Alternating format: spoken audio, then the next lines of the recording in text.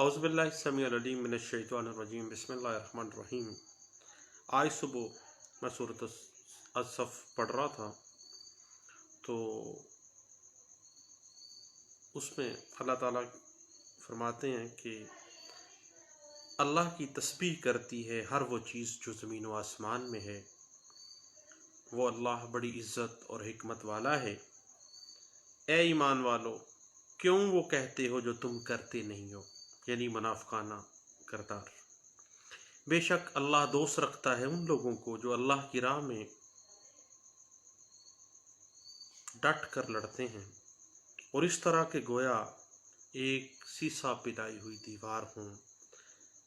लेकिन मूसा अलैहिस्सलाम की कौम ऐसी न थी, वो उनको सताती थी, हालांकि वो जानती थी कि वो अल्लाह के रसूल हैं।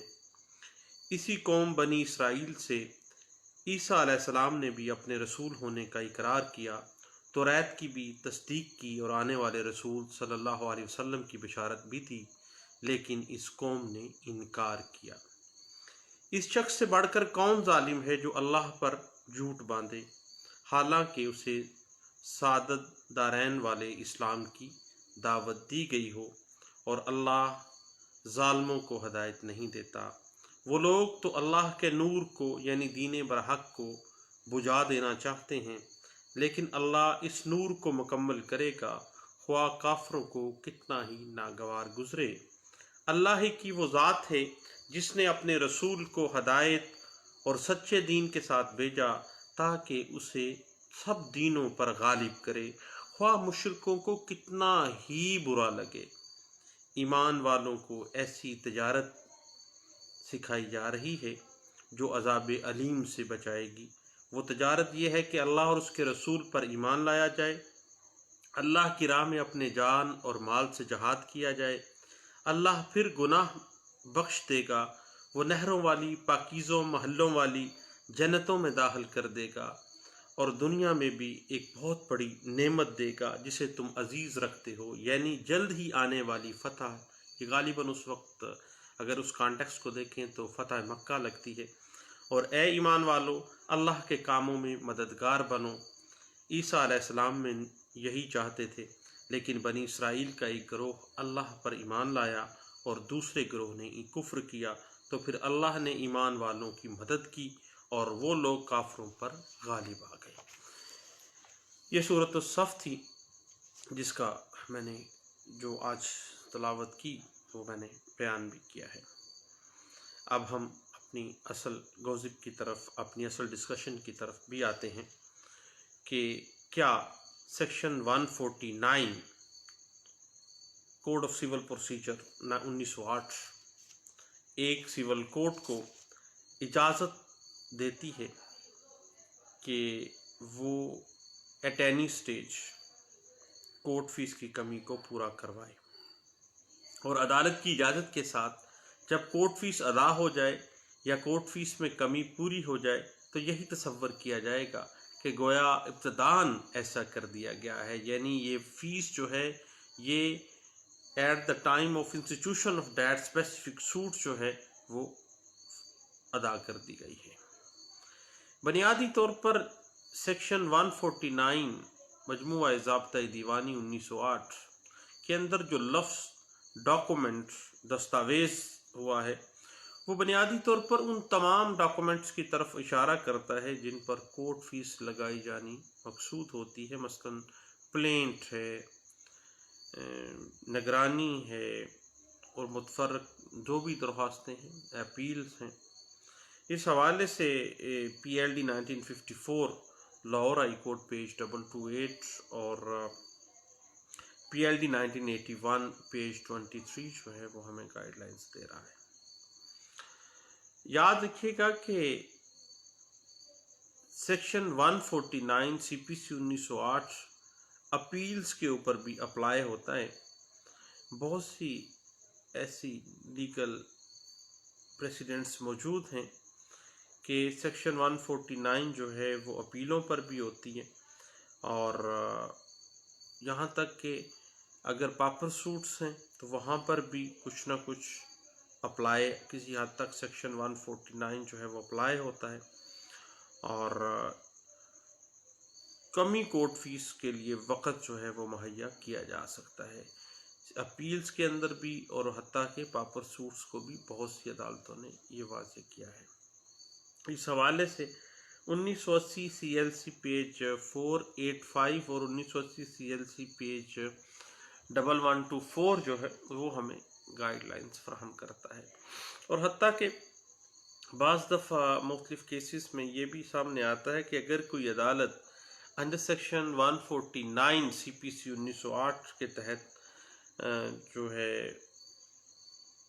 वक़्त मुहैया नहीं करती तो ये बुनियादी तौर पे उसका आर्बिट्रेरी एक्शन है और ये ज़्यादती के ज़ुमरे में आएगा।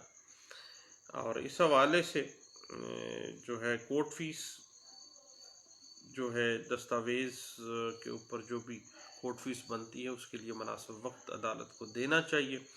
आल दो आपको पता ही है कि सेक्शन 149 CPC 1908 का जो इख्तियार है एक सिविल कोर्ट के पास वो स्वाबदीदी इख्तियार है, डिस्क्रिशन ऑफ कोर्ट है। कोर्ट चाहे तो प्रोवाइड करे, चाहे तो ना दे, लेकिन आर्बिट्रेरी नहीं होना चाहिए। इस हवाले से PLD 1984 सुप्रीम कोर्ट पेज 289 जो है वो गाइडलाइंस दे रही है। और अदालत की जो डिस्क्रिशन है वो फ्री के मुकदमा के हक़ में की जानी चाहिए, for the facilitation of party होने चाहिए, ना कि किसी को निशाना बनाने के लिए ये की जाए। अलबत्ता एक्सेप्शंस आल ऑलवेज देयर कि अगर उसने जानबूझ के ताख़ीर की है या बदनीयती के साथ कोई फेल किया है या बदनीयती उसकी अया हो रही है तो फिर तो अदालत कोई लॉजिक या रीज़न सामने ले आती है। अदरवाइज़ जो है वो डिस्क्रिशन ऑफ कोर्ट हमेशा पार्टीज़ को फैसिलिटेशन के लिए ही इस्तेमाल होनी चाहिए। इस हवाले से PLD 1984 supreme court of Pakistan page 289 जो है वो इस बात की इंटरप्रिटेशन करता है। लेकिन जहाँ पर मुखालिफ फरीक का कोई राइट इन्फ्रिंज हो रहा हो तो याद रखिएगा कि कभी भी मुखालिफ फरीक का राइट इन्फ्रिंज करने के लिए करते हुए कभी भी डिस्क्रिशन ऑफ कोर्ट जो है वो इस्तेमाल नहीं करनी चाहिए, क्योंकि डिस्क्रिशन ऑफ कोर्ट हमेशा पार्टीज़ को रिलीफ देने के लिए किया जाता है, ना कि तकलीफ़ देने के लिए। माँ सवाए इसके कि जानबूझ के अगर कोई पार्टी जो है बदनीति पे तुली हुई है तो फिर तो एक रीज़न और लॉजिक बनता है। इस हवाले से अगर आप PLD 1981 सुप्रीम कोर्ट पेज 489 देखें तो ये हमें इस बात की इंटरप्रिटेशन मिल जाएगी। याद रखिएगा कि इंटरप्रिटेशन अगर हम discretion of court under section 149 CPC 1908 देखें तो स्वाबदीद उस शख्स के हक़ में इस्तेमाल करनी चाहिए जिसने नेक नीयती से अपने अफ़ाल को सरअंजाम दिया है, लेकिन उस वक़्त स्वाबदीद के इस्तेमाल से इनकार कर देना चाहिए जहाँ पर मुतल्लका शख्स की बदनीयती या अपने गलत रवैये की बिना पर जो मियाद है वो गुज़र जाएगी। इस हवाले से PLJ 1987 Lahore high court page 293 interpretation देती है। और अगर आप ये कहें कि अंडर सेक्शन 149 CPC 1908 हम ये डिस्क्रिशन जो है वो बतौर राइट तोसीए मियाद जो है एक्सटेंशन ऑफ टाइम जो है वो हम बतौर राइट डिमांड कर सकें, तो ऐसा नहीं है। कभी भी तोसीए मियाद जो है बतौर इस्तेहकाक तलब नहीं किया जा सकता। इस हवाले से 1989 ALD पेज 322 इंटरप्रिटेशन इस बात की देती है, लेकिन याद रखिएगा कि रीज़नेबल ग्राउंड के ऊपर ही हमेशा किसी दलील के ऊपर ही एक्सटेंशन ऑफ टाइम जो है make up the deficiency of court जो है कोर्ट को ऑर्डर करना चाहिए, और माकूल और काफ़ी वजूहात जो हैं उसको मद्देनज़र रखना चाहिए।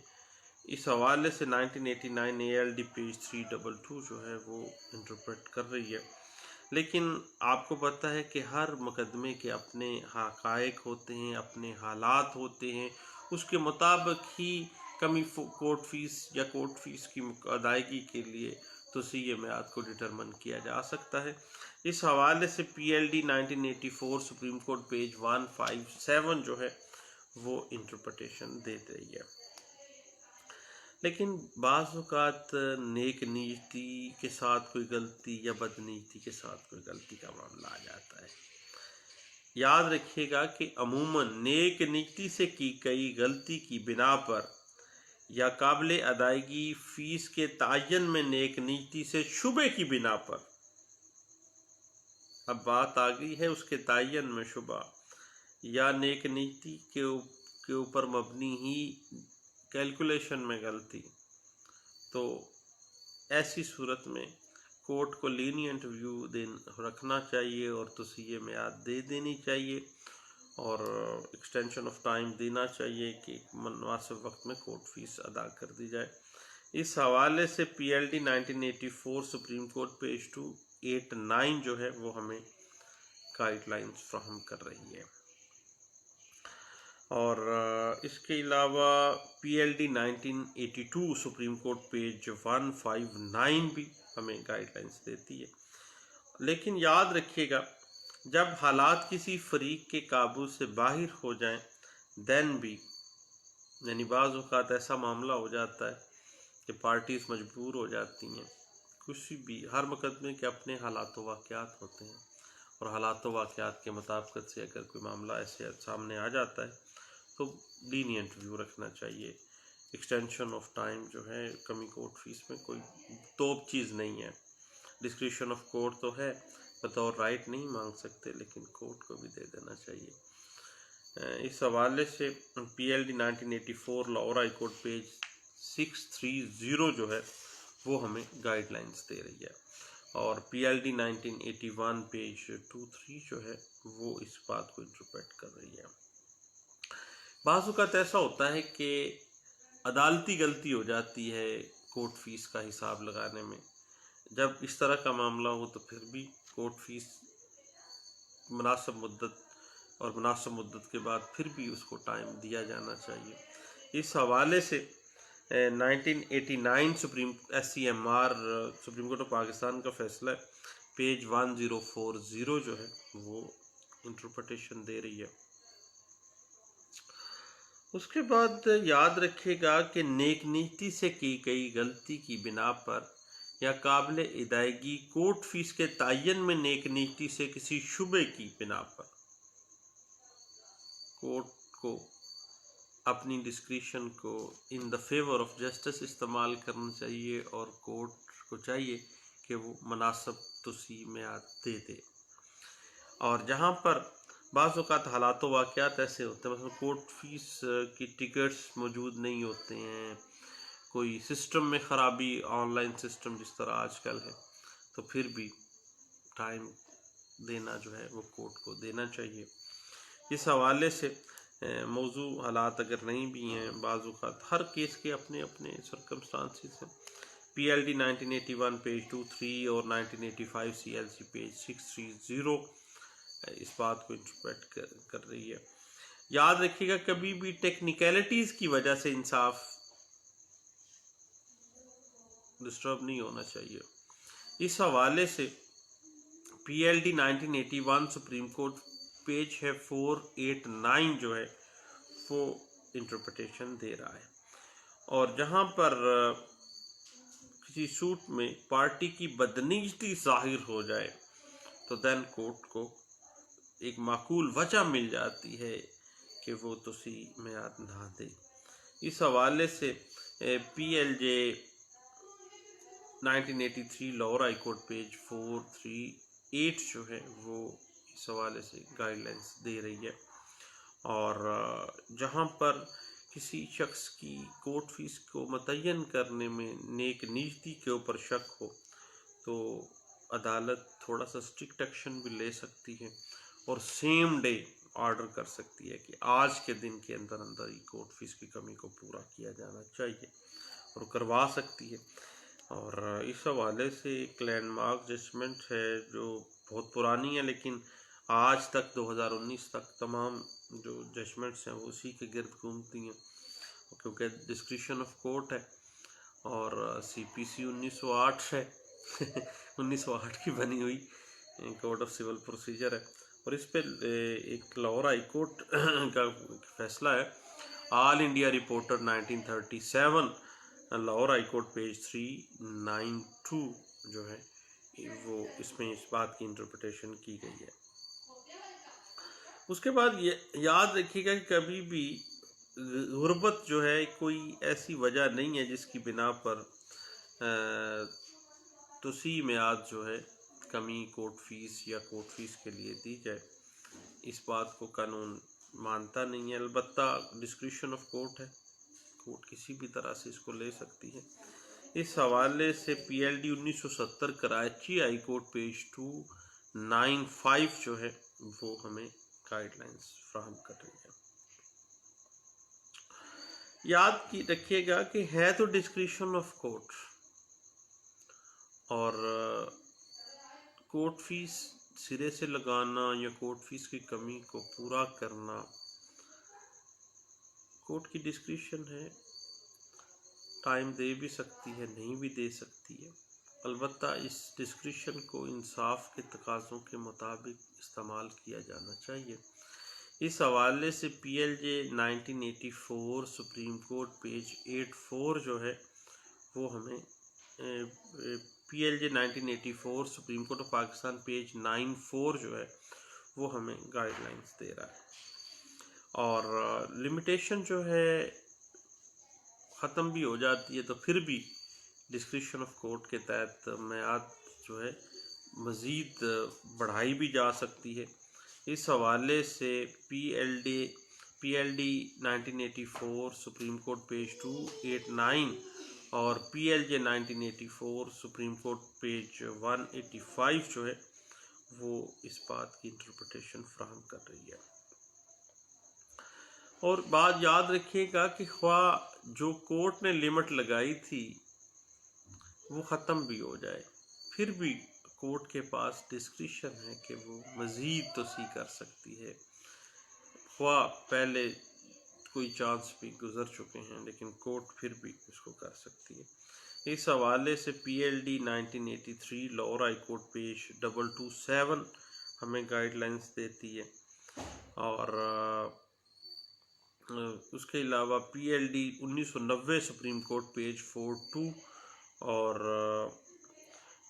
याद रखिएगा कि ये जो एक्सटेंशन है टाइम की अंडर सेक्शन 149 CPC 1908 के कोर्ट फीस में मियाद दे दे, तोसी कर दे और इसको उस तोसी को मज़ीद एक्सटेंड कर दे, अपील के अंदर भी की जा सकती है और अपील में भी तोसी मियाद जो है वो दी जा सकती है। इस हवाले से PLD 1981 सुप्रीम कोर्ट पेज 489 और PLD 1984 सुप्रीम कोर्ट पेज 289 जो है वो इस बात की इंटरप्रिटेशन देती है। और हत्ता के एग्जीक्यूशन के लिए आ जाए और कोर्ट फीस का फड्डा पड़ जाए तो भैया जो कोर्ट फीस या कमी कोर्ट फीस का फड्डा एग्जीक्यूटिंग कोर्ट के सामने आ जाए तो वो भी एक्सटेंशन ऑफ टाइम जो है वो तोसी मियाद जो है वो दे सकती है। इस हवाले से all India reporter 1937 Lahore high court page 720 जो है वो काफ़ी हद तक इसको इंटरप्रेट करती है और इसी के ऊपर बेस करते हैं बाद में आने वाले जितने भी प्रेसिडेंट्स हैं।